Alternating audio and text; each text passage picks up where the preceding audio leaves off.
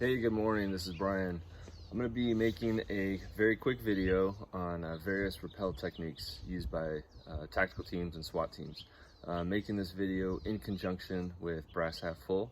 Over on his page, he received a question on techniques used by tactical teams, and I kind of chimed in, and we came up with the solution that make this video together, showing the various techniques, staying within the PACE methodology.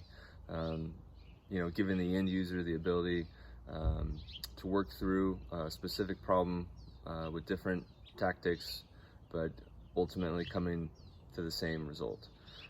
So that's what this video is going to be about. It's going to be very quick. It'll be utilizing a very lightweight totem rack. And if you have any questions or follow-up ideas from this video, go ahead and DM me or him over on his page at Brass Half Full, and we'll be happy to do some follow-up videos. Okay, so obviously for starters, we're gonna assume a few things: that we have an anchor. So for my anchor here, it's a bomb-proof anchor. I've got a Dyneema sling around a nice big metal pole in the backyard.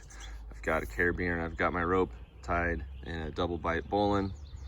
This is my 7.5 mil blue water aramid escape rope. I've got my totem rack and its various components. And then of course, you have some sort of harness or weight-bearing device, and then I've got my HMS carabiner here. Okay, so working down the PACE methodology, what is our team's first ability to enter into that vertical realm and lower an operator to a task or objective? Very rarely, at least for our end, we find that rappelling should be an alternate or contingent means of getting down a rope, because you're going to be using your hands, which takes your hands and your ability to go lethal or to effect a good rescue kind of out of service unless you're really adept at using these skills. So our primary means of getting an operator down vertically is to lower them. So we're going to go ahead and tie a double bite bowline. You clip off your operator, and your teammates from up top are just going to lower that operator down. Now it can be on a Munter hitch, could be a friction device, could be a Petzl micro traction, the ability to lock them off. But now your operator has the ability to have both hands free, so they can go to lethal if they need, or sidearm, or work their way across the building, or do a victim grab, hostage rescue, whatever it's going to be. So primary means of getting an operator down is just going to be lowered. Okay, so now our alternate and contingent means of an actual rappel. So for whatever reason we can't lower the operator down, or that's not going to work out for whatever our mission task is, you're going to go to your friction device. For us, it's the totem. A whole bunch of capabilities. It'd take me days to go over them all, but this thing is so versatile. You can use it for a lot of different things. Now your team may have just figure eights, may have stitch plates, may have gree-grees. Whatever that's going to be, you're going to have to figure out your actual rappel contingencies. But if you're using a friction device, could look something like this. I'm going to go ahead and put this in auto lock mode. That's my very first rappel option, is auto lock mode. So using the stitch side, I'm going to put a bite through the top. This is my running end. So knowing that, I'm going to create a loop around the totem this way. And what you'll see is that this is going to supply the friction and actually auto lock this, so I can go hands free. I'm going to clip this down. Let me take up some slack here real quick. So right now I'm in free spool mode, so I can go down using my brake hands. If I pop this up and you hear that audible pop, the rope actually binds itself down, and now I'm hands free. If I want to move, you'll hear the pop as I pull this down. And again, I can go auto lock for up. So if there's an emergency, something happens, I need to go lethal, get my sidearm out, whatever, work my way across the building, do a victim rescue, secure that victim, unlock, down you go. All right, my contingent means of rappel is going to be probably just putting this thing, using it like a standard figure eight. There's also throttle mode. There's a whole bunch of different ways that you can use your friction device. But so this one, I'm going to just go ahead and put this just like a figure eight. Go ahead and clip that off. Now, the one thing that I do like to do is put my totem in vertical mode. So I'm going to take an extra loop of rope, put that down through the carabiner. So now I've reversed my braking direction.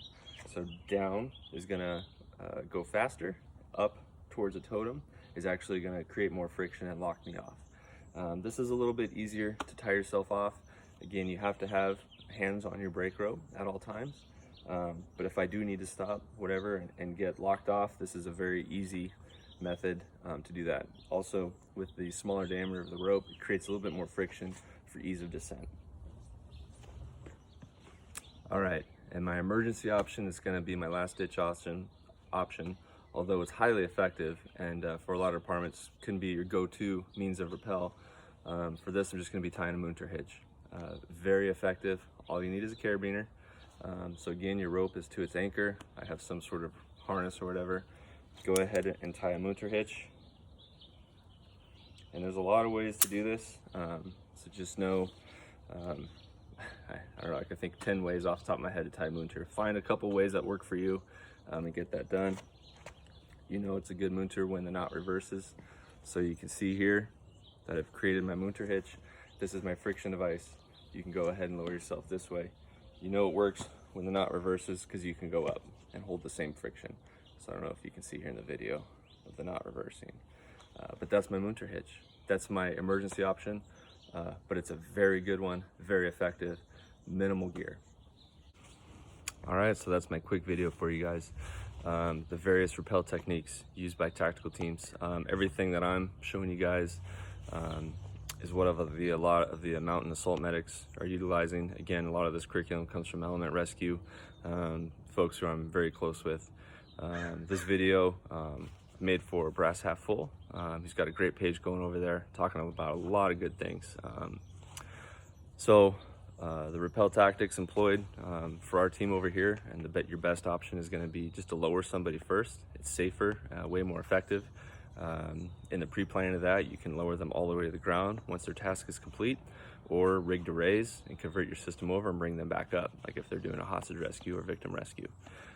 After that, your alternate and contingent means should be your friction devices, so your figure eights, your stitch plates, your grease, and of course my favorite, the totem. I would just go with that because you can do so many other different things with it. So first putting that thing in auto lock mode, or then moving it over to vertical mode. You can put it in throttle mode, lots of different ways based on what you're trying to do. And then your emergency plan is going to be your Munter hitch. It's a great friction hitch, works awesome with these airman ropes. You need to have an HMS Pirate carabiner for it to work really well on, but again, it's minimal gear. So if you're trying to get a sniper off of a roof or something and somebody kicks your totem off, instead of waiting to re-get that, you can just go ahead and Munter hitch for friction for a lower. All right, and that's how you do pace methodology for rappel tactics.